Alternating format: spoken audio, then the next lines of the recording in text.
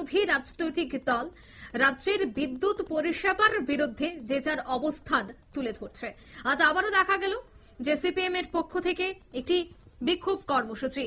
বিদ্যুৎ ব্যবস্থার বিরুদ্ধে একদিকে যখন অবস্থান জাহির করা, ঠিক অন্যদিকে কিন্তু এই বিষয়টা নিয়ে আন্দোলনেও নামতে শুরু করেছে বিরোধীরা। বিশেষ করে বর্ধিত বিদ্যুৎ বিল সহ স্মার্ট মিটার ইস্যুতে বিভিন্ন রাজনৈতিক দলগুলি কর্মসূচি প্রতিনিয়ত রাজ্যের বিভিন্ন জায়গায় পরিলক্ষিত হচ্ছে। একই রকম ভাবে সিপিএম তেলিয়ামুড়া মহকুমা কমিটির উদ্যোগে মিছিল সভা সহ বিদ্যুৎ সংক্রান্ত বিষয়ে সুনির্দিষ্ট দাবির ভিত্তিতে ডেপুটেশন কর্মসূচি পালন করেন। ডেপুটেশন থেকে মূলত বিদ্যুৎ বিলের বিড়ম্বনা সংক্রান্ত বিষয়ে ব্যবস্থা গ্রহণের পাশাপাশি নতুন সংযোগ সহ স্মার্ট মিটার ইস্যু উত্থাপিত হয় বলে জানা আছে। তবে এদিকে ডেপুটেশনের আগে সিপিএম কার্যালয় থেকে এক মিছিল তেলিয়ামুড়া শহরের বিভিন্ন পথ পরিক্রমা করে ওমপি চৌমুহনীতে একটি সভার আয়োজন করা হয়।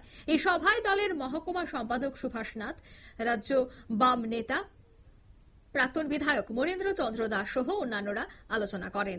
তবে আজকের এই বিক্ষোভ কর্মসূচি এবং এই আলোচনা সভা থেকে কি বলছেন বাম নেতৃত্বরা শোনাবো।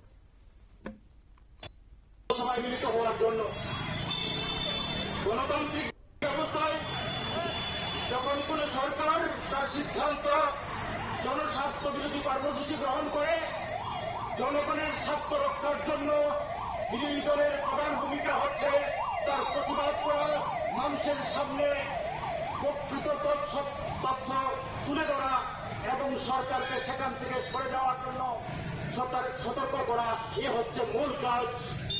তার অঙ্গ হিসেবে আজকে আমরা আপনাদের সামনে দাঁড়িয়েছি। আপনাদের সামনে আমাদের বক্তব্য হচ্ছে, রাজ্যে বিজেপি আইপিএফটি মমতা সরকার, দিল্লিতে বিজেপির 18 জন নেতৃত্বের এনডিএ সরকার, বিজেপির নেতৃত্বে রাজ্য এবং কেন্দ্রের সরকার যদি ক্ষমতায় আসে, তা ডবল ইঞ্জিনের সরকার রাজ্যের জনগণের স্বার্থে জনগণের আর্থিক সমৃদ্ধ করার জন্য তারা কর্মসূচি করবেন এবং মানুষ তার বাস্তবায়ন 6 মাসের মধ্যেই দেখবে। সেই ওয়াদা দিয়ে তারা ক্ষমতায় এসেছিলেন। ক্ষমতায় আসার আজকে রাজ্যে 7.5 বছর অতিক্রান্ত, এই সময়ের মধ্যে ত্রিপল ইঞ্জিনের সরকার স্বশাসিত জেলা পরিষদের মধ্যে মতার নেতৃত্বে প্রশাসন চালাচ্ছে। আপনারা শুনলেন তাদের এই অভিযোগ, অর্থাৎ তারা বক্তব্য রাখতে গিয়ে বলছেন যে বর্তমান সরকার রাজ্যে পাহাড় থেকে সমতল পর্যন্ত সাধারণ মানুষের আর্থ সামাজিক ব্যবস্থার উন্নয়নের প্রশ্নে ইতিবাচক পদক্ষেপ গ্রহণ করতে পারছে না।